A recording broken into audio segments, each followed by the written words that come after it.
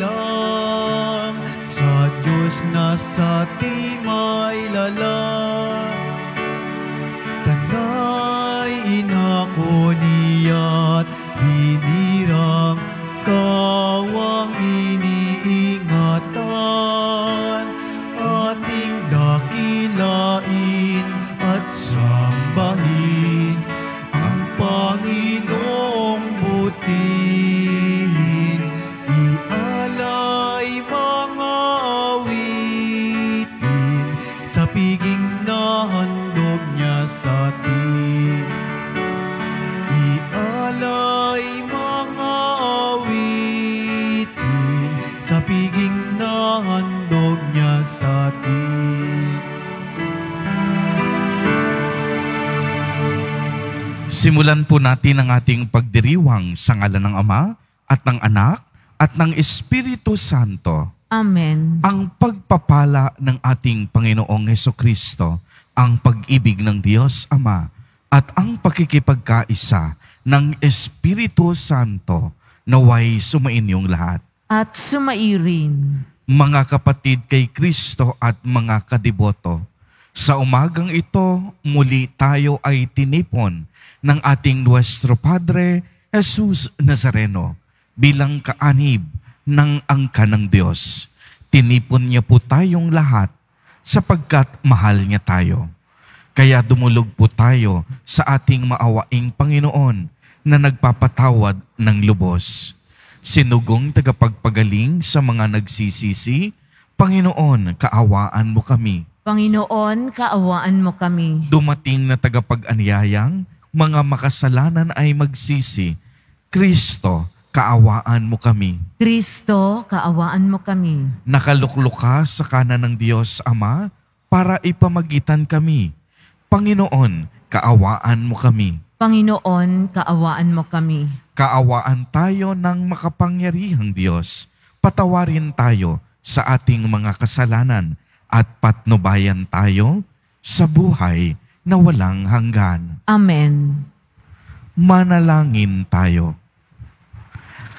Ama naming makapangyarihan, kaming mga tinubos mo at kinupkop, ay tunghayan mo ngayon sa iyong kagandahang loob, upang sa pagsampalataya sa anak mong si Kristo, makamtan ang kalayaan at pamana sa piling mo, sa pamamagitan niya, kasama ng Espiritu Santo, magpa sa walang hanggan. Amen. Magsiupuan lahat. Pagbasa mula sa sulat ni Apostol San Pablo sa mga taga-Kolosas. Mga kapatid, nagagalak ako sa aking pagbabata ngayon, alang-alang sa inyo, sapagkat sa pamamagitan nito'y na ipagpapatuloy ko ang paghihirap na kailangang panggawin ni Kristo para sa simbahan na kanyang katawan. Ako'y naging lingkod nito nang hirangin ako ng Diyos upang ipahayag sa inyo ang kanyang salita. Hinirang niya ako upang lubusang ihayag sa inyo ang hiwaga na mahabang panahong nalihim sa maraming salit-saling lahi, ngunit ngayoy inihahayag sa kanyang mga anak. Inibig ng Diyos na ihayag sa lahat ng tao ang dakila at kamanghamanghang hiwagang ito. Ito ang hiwaga. Sumainyo si Kristo, at dahil dito'y nagkaroon kayo ng pag-asang makapiling ng Diyos doon sa kaluwalhatian. Iyan ang dahilan kung bakit namin ipinangangaral si Kristo.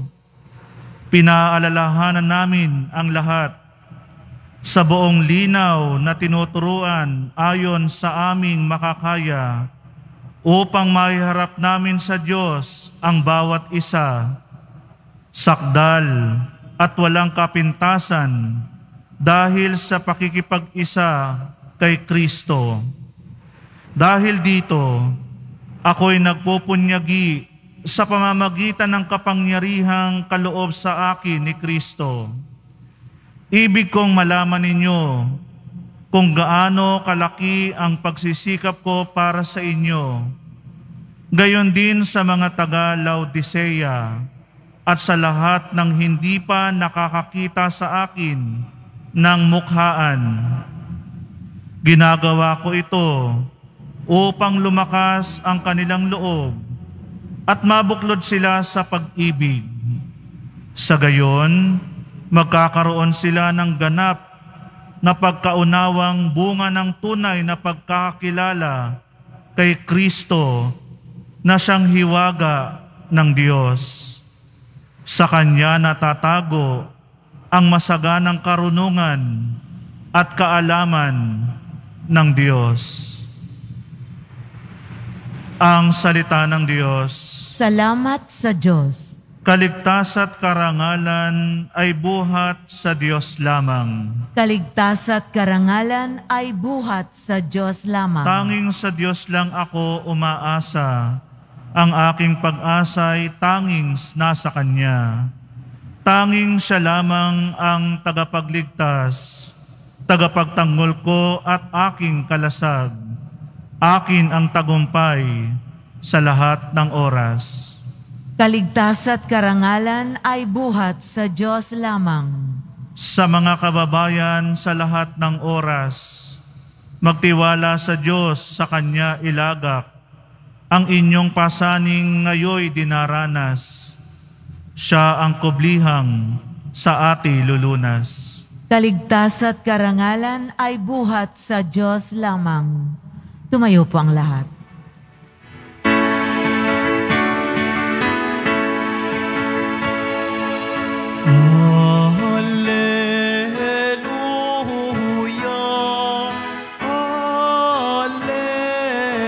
Alleluia,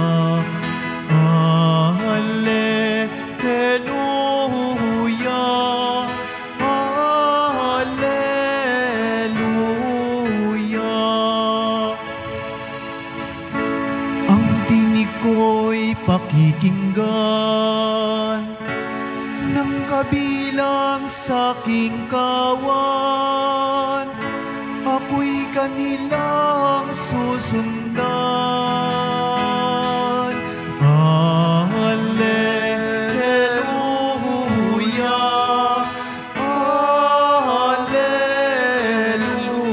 Alleluia,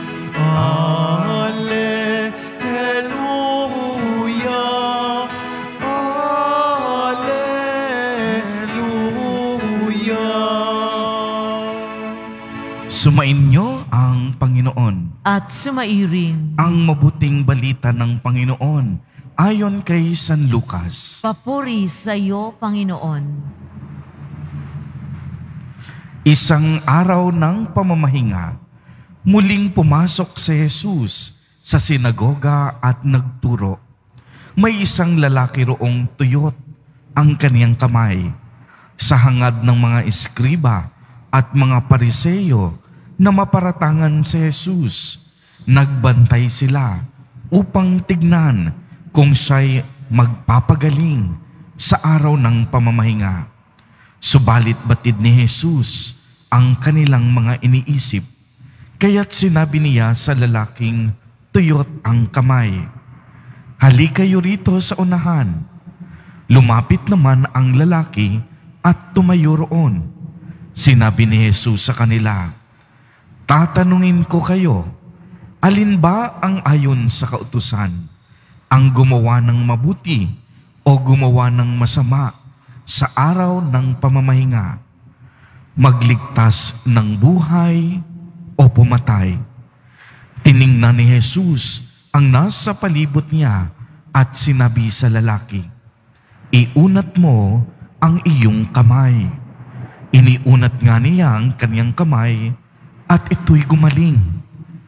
Nagngit-ngit sa galit ang mga eskriba at mga pariseyo at pinag-usapan nila kung ano ang dapat gawin kay Jesus.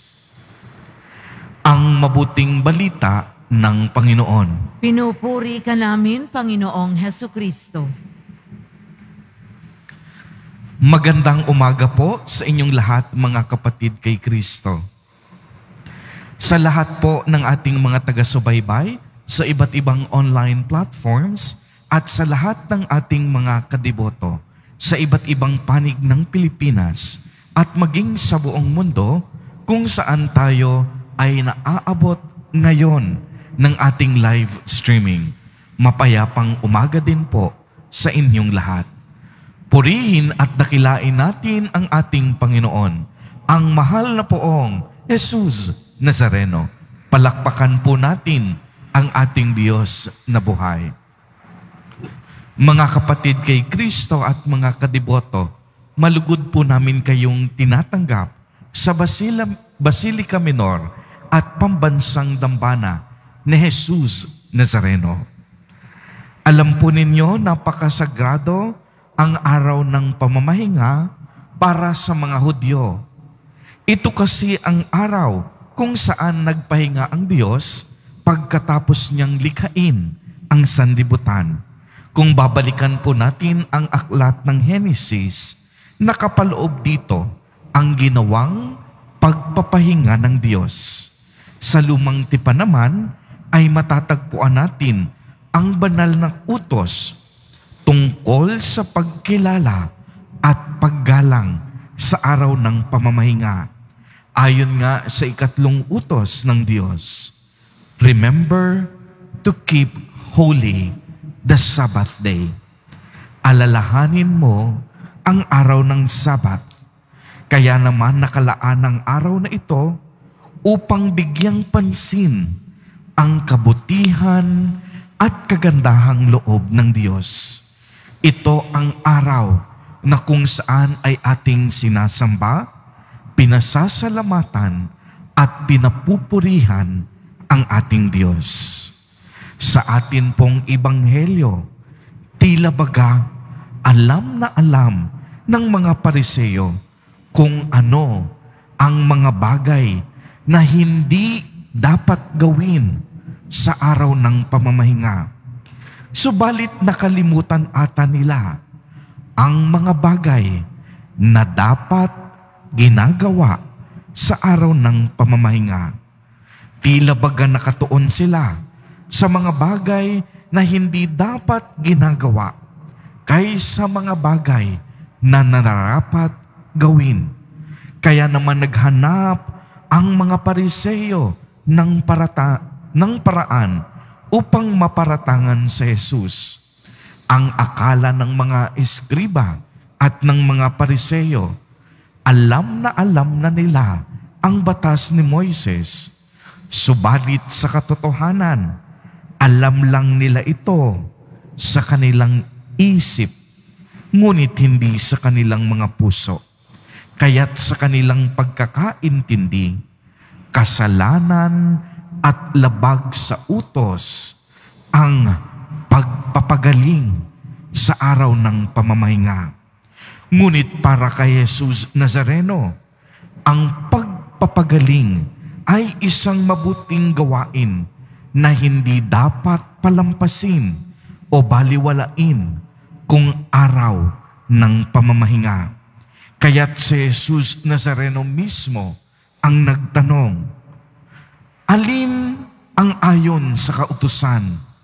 Ang gumawa ng mabuti o gumawa ng masama sa araw ng pamamahinga? Magligtas ng buhay o pumatay? Mga kapatid kay Kristo at mga kadiboto, huwag po nating kakalimutan na nilikha ng Diyos ang kautusan hindi para pahirapan tayo. Uulitin ko po, nilikha ng Diyos ang mga kautusan hindi para pahirapan tayo. Ito ay ating gabay upang maging wasto at husto ang ating pamumuhay. Hindi nais ng Diyos na maging masalimuot ang ating pamumuhay. Alam ng Diyos ang ating sakit at iyan ay ang sakit ng pagkalimot. Ang mga batas ay inilahad ng Diyos upang magsilbing paalala sa atin sa bawat pagkakataon. Dahil ang pagsunod sa Kanyang mga utos ay ang pagsunod sa Kanyang kalooban. At alam po ninyo, habang sinusunod natin ang Kanyang kalooban, ay mas lalo tayong napapalapit sa Diyos. Uulitin ko, napakaganda po nito. Habang tayo ay patuloy na sumusunod sa utos ng Diyos, mas lalo tayong napapalapit sa Diyos. At habang sinusunod natin ang Diyos, tayo ay mas nagiging karapat-dapat sa Kanyang kaharian. Mas lalo tayong nagiging banal. At ito ang ating hangarin, na maging banal at makapasok sa kaharian ng Diyos. At tulad sa Ebanghelyo, magandang itanong natin sa ating mga sarili sa araw na ito, paano mo ginugugol ang araw ng pamamahinga? Para sa ating mga Katoliko, ang araw ng Linggo ay ang itinuturing nating araw na nakalaan para sa Diyos, araw ng ating pamamahinga. Nakakalungkot po minsan na tila baga hindi natin nabibigyan ng sapat na atensyon ang araw na ito, dahil mas pinipili nating unahin ang ating mga personal na schedule o mga gawain kaysa gumawa ng mabuti, kaysa maglingkod at sumamba sa Diyos, kaysa tumulong sa kapwa at iabot ang kamay sa mga nangangailangan. Mga kapatid kay Kristo at mga kadiboto, lagi po nating tatandaan, anumang batas ang umaalipin sa tao ay hindi batas na galing sa Diyos. Bakit? Kung gumagawa tayo ng tama at mabuti, ang mga batas hindi dapat maging hadlang sa atin. Uulitin ko, napakahalaga po nito kung tayo ay gumagawa ng mabuti at tama. Ang mga batas hindi magiging hadlang sa atin. Malaya tayong makakapamuhay kung wala tayong mga paglabag at ang mga batas kailanman hindi magiging pabigat sa atin. Amen. Purihin at dakilain natin ang ating Panginoon, ang mahal na poong Jesus Nazareno.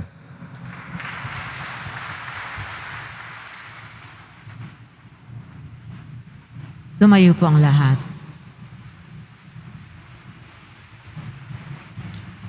Minamahal kong mga kapatid, para sa ating mga Kristiyano, wala nang higit pang batas o utos, kundi ang ipinag-uutos ng Ebanghelyo na mahalin ang Diyos at ang kapwa. Pahalagahan natin ang paniniwalang ito habang nananalangin tayo para sa pangangailangan ng bawat miyembro ng ating simbahan. At sa bawat panalangin, ang atin pong itutugon, gawin mo kaming tagapagdulot ng buhay, O Panginoon. Gawin mo kaming tagapagdulot ng buhay, O Panginoon. Ang simbahan naway palaging maging bago at dalisay sa pamamagitan ng mga salita ng Ebanghelyo ni Kristo. Manalangin tayo. Gawin mo kaming tagapagdulot ng buhay, O Panginoon. Ang mga nasa tungkulin sa gobyerno, naway magabayan ng karunungan kapag gumawa sila ng panukala at magpasya sa mga pinahalagahang proyekto Manalangin tayo. Gawin mo kaming tagapagdulot ng buhay, O Panginoon. Ang ating pagsamba naway maging salamin ng ating katapatan at dedikasyon sa mapagkumbabang paglilingkod natin sa Diyos at sa kapwa. Manalangin tayo. Gawin mo kaming tagapagdulot ng buhay, O Panginoon. Sa mga may sakit at sa pinanghihinaan ng loob, naway makapagdulot tayo ng pag-asa at kaginhawahan. Manalangin tayo. Gawin mo kaming tagapagdulot ng buhay, O Panginoon. Ang mga yumao, naway mamayapa sa piling ng Diyos. Manalangin tayo. Gawin mo kaming tagapagdulot ng buhay, O Panginoon. Ama naming nasa langit, sinusuri mo ang aming mga puso at hindi lihim sa iyo ang pinakatatago naming kaisipan. Liwanagan mo ang aming mga puso para sa higit na tunay na pagsamba at aming mga kamay para sa higit na bukas palad na paglilingkod sa kapwa. Hinihiling namin ito sa ngalan ni Kristo na aming Panginoon. Amen.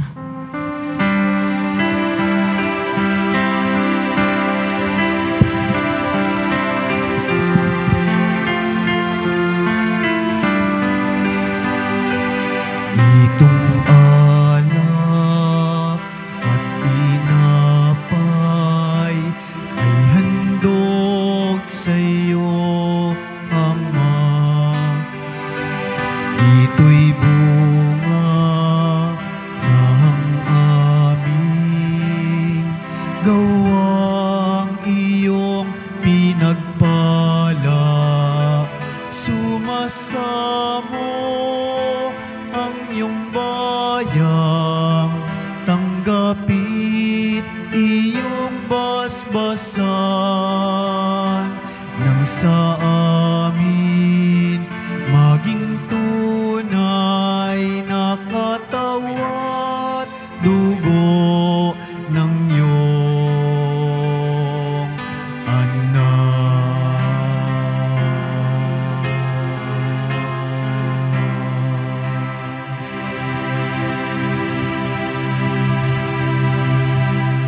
Tumayo po ang lahat. Manalangin kayong mga kapatid upang ang paghahain natin ay kalugdan ng Diyos amang makapangyarihan. Tanggapin nawa ng Panginoon itong paghahain sa iyong mga kamay, sa kapurihan niya at karangalan, sa ating kapakinabangan at sa buong sambayanan niyang banal. Ama naming lumikha, ikaw ang gumagawa ng wagas na katapatan at kapayapaan. Ipagkaloob mong ang iyong kadakilaan ay aming handugan ng iyong minamarapat na aming maialay at naway magkaisa kami sa pakikinabang sa banal na paghahaing ngayon ay ipinagdiriwang sa pamamagitan ni Jesucristo kasama ng Espiritu Santo magpa sa walang hanggan. Amen. Sumainyo ang Panginoon. At sumairin. Itaas sa Diyos ang inyong puso at diwa. Itinaas na namin sa Panginoon. Pasalamatan natin ang Panginoong ating Diyos. Marapat na siya ay pasalamatan. Ama naming makapangyarihan, tunay ngang marapat na ikaw ay aming pasalamatan. Sa iyong kagandahang loob, kami ay iyong ibinukod upang iyong maitampok sa kadakilaan mong lubos. Kahit na ikaw ay aming tinalikdan, dahil sa aming pagkasalawahan, gumawa ka pa rin ng magandang paraan. May manguna sa amin para ikaw ay balikan. Kaya't ang iyong minamahal na anak ay naging isa sa mga taong hamak upang may kapwa kaming makapagligtas sa aming pagkapahamak at pagkaligaw ng landas. Kaya kaisa ng mga anghel na nagsisiawit ng papuri sa iyo nang walang humpay sa kalangitan, kami nagbubunyi sa iyong kadakilaan. Santo, Santo, Santo, Panginoong Diyos ng mga hukbo, napupuno ang langit at lupa ng kadakilaan mo, o sana sa kaitaasan. Pinagpala ang naparirito ko sa ngalan ng Panginoon, o sana sa kaitaasan. Lumuhod ang lahat. Ama naming banal, ikaw ang bukal ng tanang kabanalan. Kaya't sa pamamagitan ng iyong Espiritu ay gawin mo pong banal ang mga kaloob na ito upang para sa amin ay maging katawan at dugo ng aming Panginoong Hesukristo. Bago niya pinagtiis ang kusang loob na maging handog, hinawakan niya ang tinapay, pinasalamatan kaniya, pinaghati-hati niya iyon, iniabot sa kaniyang mga alagad at sinabi, "Tanggapin ninyong lahat ito at kanin. Ito ang aking katawan na ihahandog para sa inyo."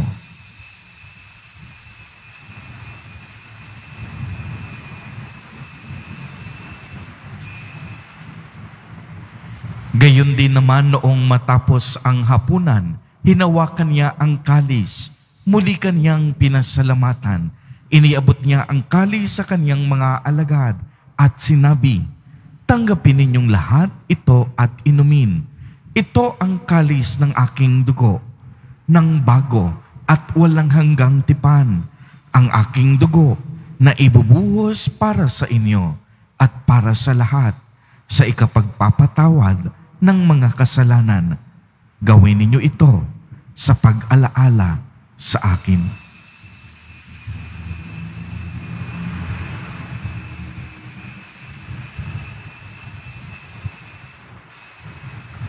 Tumayo ang lahat. Ipagbunyi natin ang misteryo ng pananampalataya. Si Kristo'y namatay, si Kristo'y nabuhay, si Kristo'y babalik sa wakas ng panahon. Ama, ginagawa po namin ngayon ang pag-alaala sa pagkamatay at muling pagkabuhay ng iyong anak. Kaya't iniaalay namin sa iyo ang tinapay na nagbibigay buhay at ang kalis na nagkakaloob ng kaligtasan. Kami po'y nagpapasalamat dahil kami iyong minarapat na tumayo sa harap mo para maglingkod sa iyo. Isinasamo namin na kaming magsasalo-salo sa katawan at dugo ni Kristo ay mabuklod sa pagkakaisa sa pamamagitan ng Espiritu Santo. Ama, lingapin mo po ang iyong simbahang laganap sa buong daigdig. Puspusin mo kami sa pag-ibig kay isa ni Francisco na aming Santo Papa at ni Jose na aming Obispo at ng Tanang Kaparian. Alalahanin mo rin ang mga kapatid naming nahimlay nang may pag-asang sila'y muling mabubuhay. Gayon din ang lahat ng mga pumanaw. Kaawaan mo sila at patuluyin sa iyong kaliwanagan. Kaawaan mo at pagindapatin kaming lahat na makasalo sa iyong buhay na walang wakas. Kay isa ng mahal na Birheng Maria na ina ng Diyos, ng kabiyak ng puso niyang si San Jose, kay isa ng mga apostol ni San Juan Bautista, San Lorenzo Ruiz de Manila, at San Pedro Calungsod, at ng lahat ng mga banal na namuhay dito sa daigdig ng kalugod-lugod sa iyo.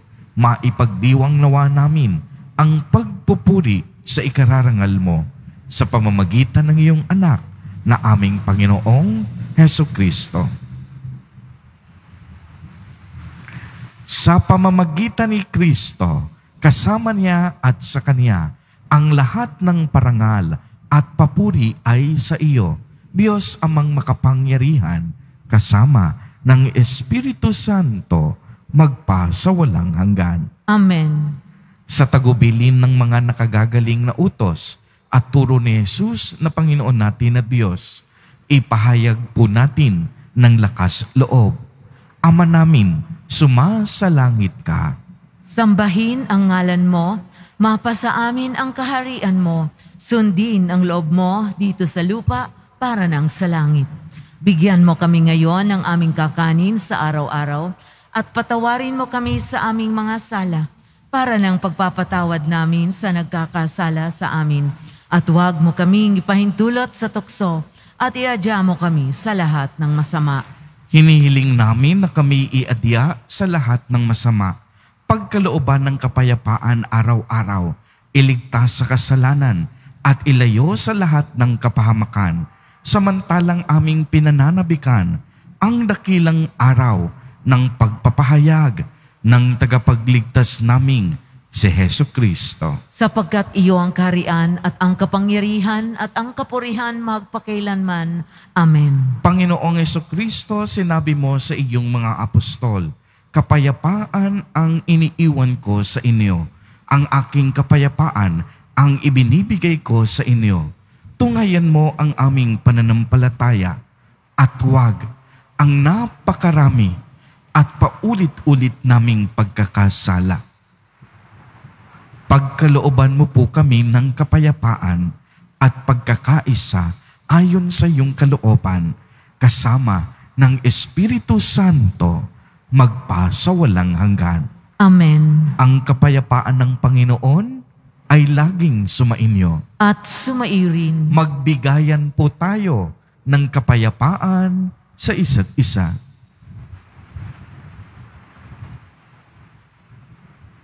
Kordero ng Diyos na nag-aalis ng mga kasalanan ng sanlibutan, maawa ka sa amin.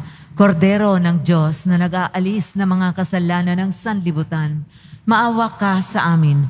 Kordero ng Diyos na nag-aalis ng mga kasalanan ng sanlibutan, ipagkaloob mo sa amin ang kapayapaan. Lumuhod ang lahat.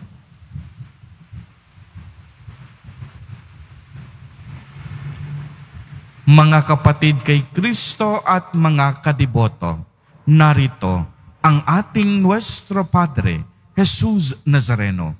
Lumapit po tayo sa Kanya at magbalik loob. Siya ang kordero ng Diyos.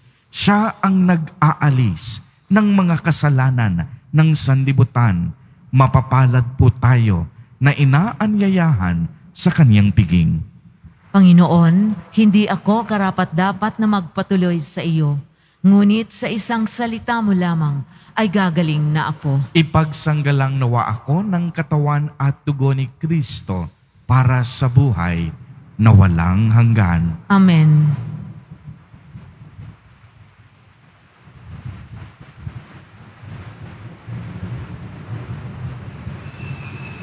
Para sa lahat ng tatanggap ng banal na komunyon, sasagot po tayo ng amen pagkasabi ng pari o ng lay minister ng katawan ni Kristo at isubo agad sa bibig bago umalis sa harapan ng pari o lay minister.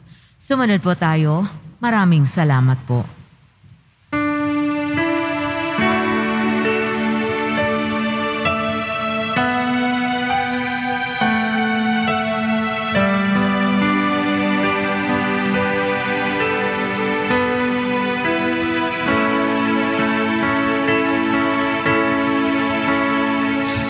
Diyos lamang mapapanatag ang aking kaluluwa. Sa Kanya nagmumula ang aking pag-asa at kaligtasan. O Diyos, Ikaw ang aking kaligtasan, nasa iyo aking kalwalhatian. Ikaw lamang aking inaasahan, ang aking muog at tanggulan. Sa Diyos lamang mapapanatag ang aking kaluluwa. Sa Kanya nagmumula ang aking pag-asa at kaligtasan. Sa Diyos lamang mapapanatag ang aking kaluluwa. Sa Kanya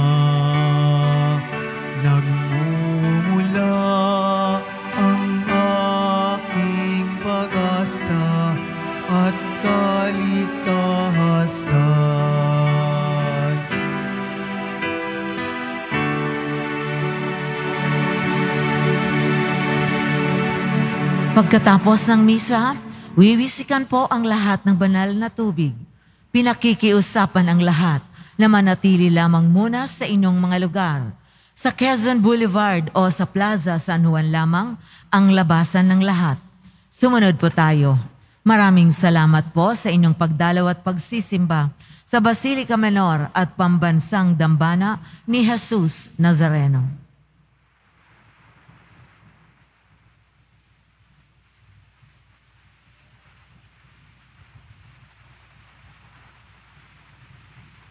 Tumayo na po ang lahat. Manalangin tayo. Ama naming mapagmahal, kaming pinapagsalo mo sa iyong salita at piging na banal ay iyong pinalalakas at iyong binubuhay. Pagindapatin mong kami makapakinabang sa buhay ng iyong anak na para sa amin, sarili niya ang alay bilang aming tagapamagitan kasama ng Espiritu Santo magpa sa walang hanggan. Amen. Sumainyo ang Panginoon. At sumaiyo rin. Pagbabasbas. Mahal na poong Jesus Nazareno, inihayag mo sa pamamagitan ng krus ang walang maliw na pag-ibig ng Diyos sa sangkatauhan. Pakinggan mo ang kahilingan ng iyong angkan na nagsusumamo sa iyo. Makamtanawa nila ang iyong katugunan at tanggapin ang kasagutan na may utang na loob na tinatanaw. Basbasan din po ninyo ang mga daladala nilang mga imahen at dasalan.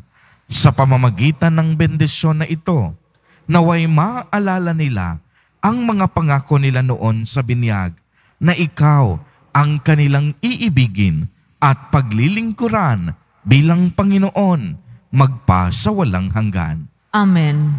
At pagpalain po kayong lahat at ng inyong buong pamilya ng makapangyarihang Diyos, Ama, Anak, at Espiritu Santo. Amen. Humayo kayong taglay ang pag-ibig at kapayapaan ng poong Jesus Nazareno. Salamat sa Diyos.